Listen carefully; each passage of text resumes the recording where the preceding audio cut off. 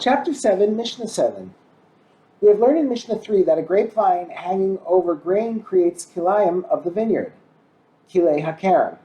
The Mishnah returns to discuss further laws involving grain that is underneath the grapevine. We now turn to the words of the Mishnah.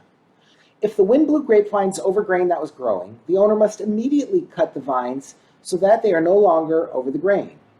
If they are allowed to remain there, both the vines and the grain will become prohibited for benefit. If, as a result of circumstances that are not in his control, he could not cut the vines, they are permitted for benefit. Since the owner did not willingly allow them to stay there, the produce does not become prohibited.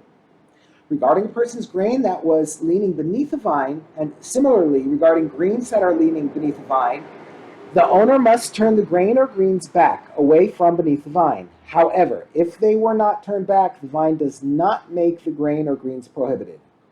The Mishnah turns to address how developed grain and grapes must be in order to become prohibited as Kilayim of the vineyard. From when in its development can grain become prohibited for benefit as Kilayim of the vineyard? From when the grain takes root. And from when can grapes become prohibited for benefit? From when they become the size of a white bean.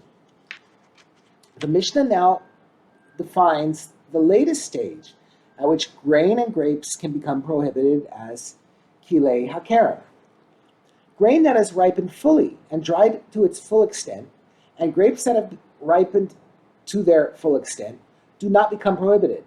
Therefore, if a person plants grain in a vineyard whose grapes have already fully developed, or a vine among grain that is completely ripe, neither the grain nor the grapes become prohibited for benefit.